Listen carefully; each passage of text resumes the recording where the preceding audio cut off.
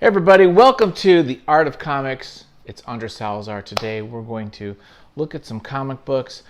We're going to hit it hard. This week we're going to pump out a lot of videos, so I'm excited to talk about comics.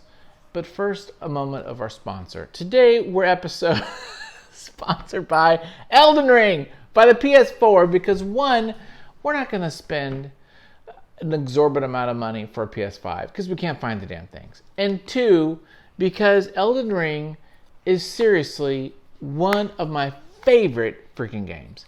This thing is blowing me away. I haven't had this much fun since Red Dead Redemption 2 or Skyrim. I'm telling you, or Fallout. This game, and I'm not into these type of games, these like Dark Souls games, but this has captured my imagination, my mind, my waking thoughts, and I love it. So there you go. Okay, on to Renegade Press, Friends. This was published in 1987. Story and art by Bill DiNardo. And Renegade Press, you probably have not heard of them. These guys were in Long Beach in the late 80s, super indie, black and white. I found this. There's a great comic shop down in the valley, the San Fernando Valley, called Spiro's Heroes. If you go to Spiro's Heroes, bring some money because it is a treasure trove of floppies. Okay, lots of Lucy's here. And I look for weird indie stuff that I haven't heard before. And I just picked this up. I'm like, what is this? I've never heard of Renegade Press. I've never heard of Friends. And so I picked it up and we read it. And let's talk about it today. So let's turn the camera over. Let's do this. But you know what? Before we do that, there's another thing I want to talk about. The Patreon. Okay, do you know that I make comics? That's right. I don't just talk about them. I breathe comic books. I love them, and I make them myself. Go check out my Patreon. See what I'm doing there. I'm working on a new comic graphic novel called Shangri-La. It is my baby. You can also read some of my other comics, my daily strips, and I'm working on some film scripts as well. So please take a look at the Patreon. If you want to be cool, you can even join up. So let's take a look at this comic right now. Let's do it. Are you ready?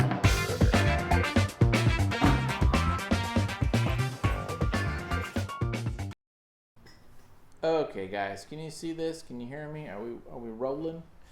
Okay, this was kind of a very interesting. First off, $2 in 1987 was pricey. You know, you have to price it up because it's indie. The printing costs for small runs like this is not cheap. So it's $2 even though it's black and white. So in 1987, you know, for that amount you would expect like a nice big fancy color thing, but if you're indie dude, you got to go with newsprint black and white. But let's talk about Mr. DiNardo's work. First off, I don't know much about this publisher, Denny Lubert or Wendy, any of these guys. None of these names look familiar to me. I do see some distribution here. Bud Plant, Diamond, these other little like publishing and distribution, Titan, Comics Unlimited, Capital City. There's also a place called Pacific Comics, I think, here on the West Coast. Before Diamond bought a lot of these guys up. I do think it's kind of fun to show like their comic convention appearances. That's kind of neat. So let's talk about the comic. I read it and I don't know what to think of it. There's some interesting choices.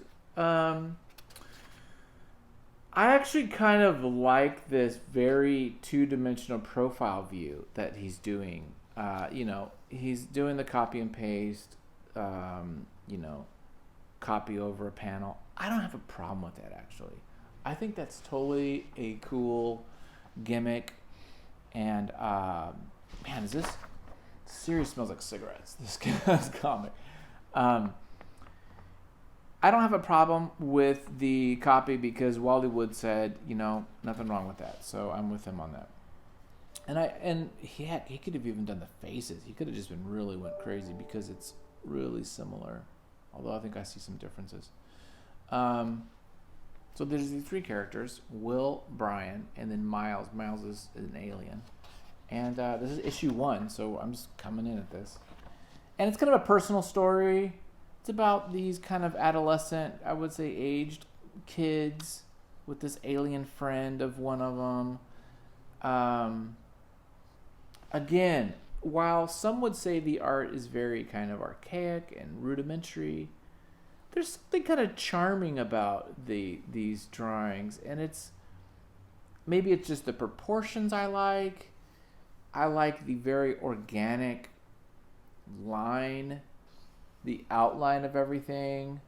I actually do like these profiles. You don't see comics like this, you know. Everything's about isometric, everything's three-dimensional, it's positioning. But something kind of simple like this, I kind of dig. And, you know, while the art is definitely a component to comics, this is, you can tell by the text, there's a lot of kind of story and dialogue that's infused in this.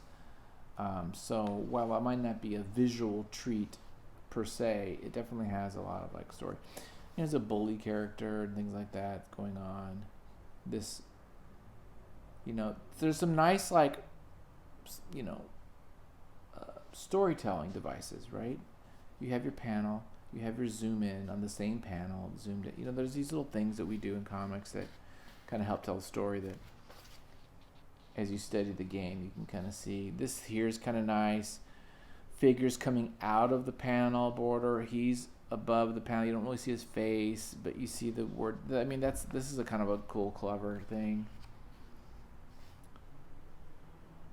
I like this panel. Again, I like that the figures are coming out. So there's some nice little like design choices, you know. Also, you know, these journal entries are very much above and away from the art. I think the only thing really this needs, to be honest, is some nice duotone, some zipatone. If we just put a gray in here at times, I think that would really make it pop even more. Other than that, I think it's kind of fun. It's not, I would say this probably is not competitive visually with today's comics. Guys, comics are just so competitive now. It's just, we've got people out there that are doing some amazing freaking work. And not only has technology improved, but just people's ability to like make comics, the understanding of comics is improved. And just, yeah, you couldn't do something like this and sell it nowadays. But I could be wrong. Maybe you could, but I think it could be a hard sell, except for those really indie stuff. The story's a little weak too. I mean, to be completely frank, it's about friends. It's about kind of this alien who's kind of a guide of what friendship is about to the one boy. There's the action is involving like these bees that they kind of, I like those flowers there. It looks kind of nice. And I do like the way this panel breaks up into the grass. Again, there's some really kind of neat visual things they're doing. I do actually have other issues of this, so I might keep reading just to see if there's an improvement visually of it. But I hope you guys don't think I'm trashing it. I actually do like some of this stuff a lot. It was kind of fun to read. I mean, I got this for 50 cents, and I think that was kind of fun to kind of check out another kind of way to tell a story. Kind of neat. Let's look here. What's this? We've got Kafka. Oh, look at this. So we know this guy. We know Steven Seagal, or Siegel, rather. Steven Siegel did Kafka. That's a comic that we're familiar with that name. Larry Hancock. The Sherlock Holmes comic. Robot Comics. I don't know Bob Burton. I'm just looking for names if I recognize anybody. Max Collins, that name sounds familiar. Mrs. Tree. So yeah, they had at least here 1, 2, 3, 4, 5, 6, 7, 8. Flaming Carrot, we know Flaming Carrot. So that's 8 or 9 different comics that they were publishing here in Long Beach. So really cool. That was kind of fun. So there you go. Friends, Renegade Comics. That's it. We got more coming up. Thanks for watching, and have a great day, guys. Bye.